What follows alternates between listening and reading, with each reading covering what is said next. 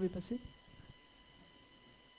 Oui, alors là, je ne me risquerai pas trop non plus à m'attarder sur l'environnement économique que vous devez sûrement mieux maîtriser que moi.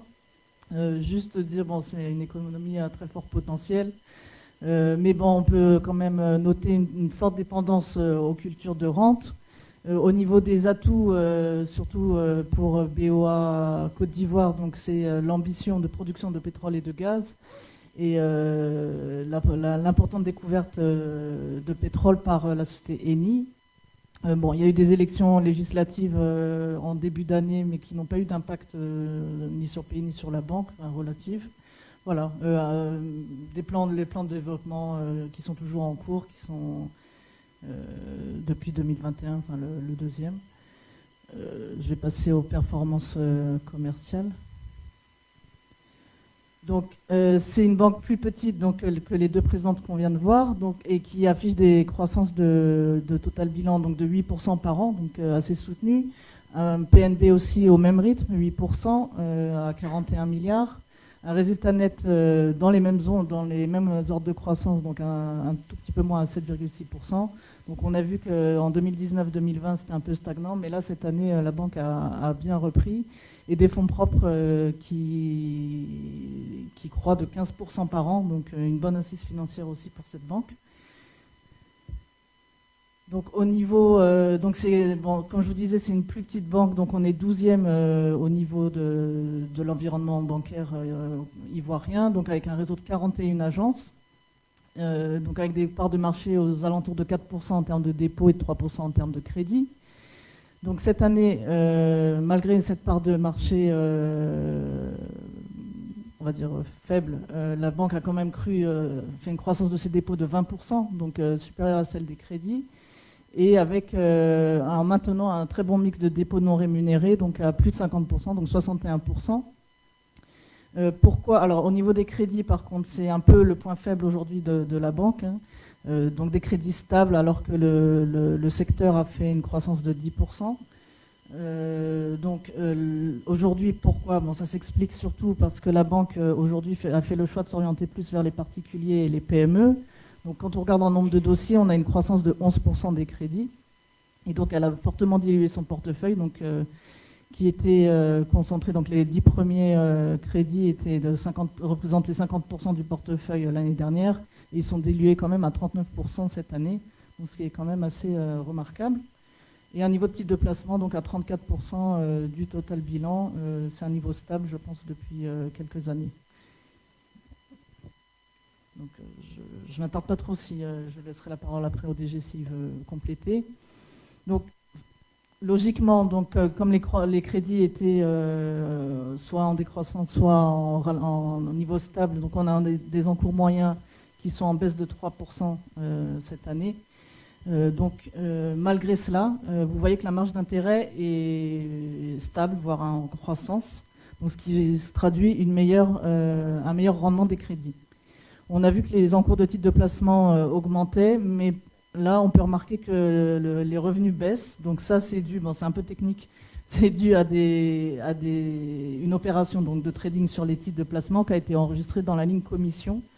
Et donc si on retraite ces revenus de 1,3 milliard et qu'on les remet dans les lignes de titres de placement, donc là, ils augmenteraient, donc les revenus liés aux encours augmenteraient de la même manière que les encours, donc 3,7% en moyenne. Voilà, donc ça j'ai dit, hein, la hausse de la marge d'intérêt, donc ça c'est grâce à la politique d'aller plus vers les PME et les particuliers, donc où les marges sont plus importantes qu'avec les corporates. À un niveau de commission, donc là, bon, qui a été, donc si j'ai retraite en haut, il faut que je le retraite en bas aussi, donc le revenu de commission, elles étaient portées par les revenus de trading, donc si on les retraite, on a une hausse de 0,7% des commissions cette année. Donc, ce qu'il faut retenir quand même, c'est que le PNB augmente de 2% cette année, donc à 41 milliards. Les charges d'exploitation, donc elles augmentent, mais ça c'était prévu dans le budget donc pour le plan de développement de la banque. Cela étant, le coefficient d'exploitation reste quand même à un niveau bas de 52%. Au niveau du coût du risque, c'est comme le Bénin, je crois que c'est le Bénin qui était comme ça. Donc BOA Côte d'Ivoire a passé un gros niveau de provision par prudence l'année dernière. Et donc cette année, elle a pu faire des reprises et donc comme son portefeuille est aussi sain, elle n'a pas eu de dotation à passer. Donc on a un coût du risque proche de 0. Donc j'imagine qu'il y a des chiffres après la virgule, mais quand même, on a aujourd'hui un coût du risque nul. Donc il ressort de tout ça un résultat net quand même en croissance de 17% en 2021. Donc là, on peut dire aussi que là, le moteur tourne. Il y a juste peut-être un effort à faire au niveau des crédits pour être encore plus performant au niveau du PNB. Alors, au niveau de la bourse, s'il vous plaît. Donc la bourse a bien réagi. On a vu que c'est pas forcément corrélé, donc on le dit quand c'est négatif, mais il faut aussi le dire quand c'est positif. Donc bon, le cours a cru de presque 60%.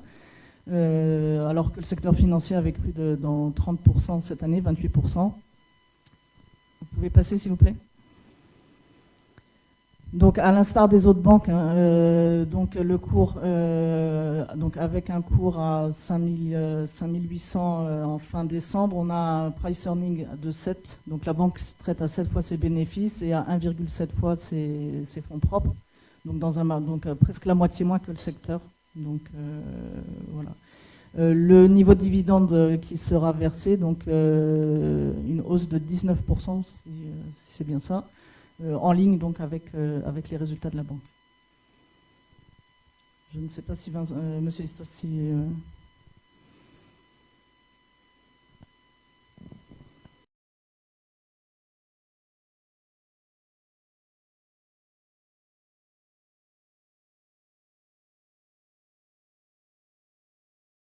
Le fait est que la BOA Côte d'Ivoire est entre 10e et 12e sur le marché ivoirien en termes de crédit.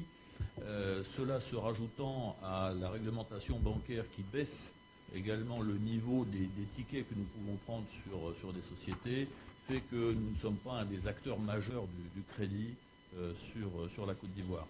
C'est d'ailleurs aussi une des raisons qui a fait que on baisse plutôt au niveau des corporates et qu'on a été obligé d'entamer la transformation bilancielle de nos crédits. Et on ne souhaite pas non plus suivre la concurrence en matière de taux. Donc on a maintenu en 2021 notre encours de crédit. Ça ne veut pas dire qu'on n'a rien fait, au contraire, on a au moins compensé les amortissements. Et on essaye, tout en maîtrisant notre risque, et on l'a prouvé, de s'engager dans cette transformation bilancielle, je dirais prudemment. En matière de services et de commissions, et là on parle plus de risque, puisqu'on est dans les services, on est par contre devant le marché, puisque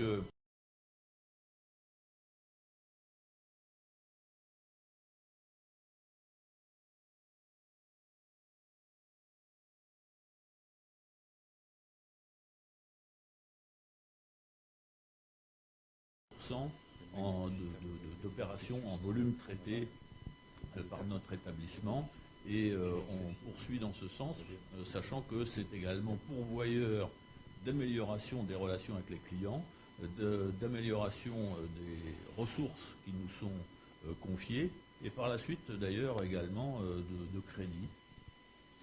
Voilà, donc c'est un des vecteurs de développement. Je ne vais pas entrer dans le détail des autres, mais en tout cas nous sommes assez confiants. Bien, merci.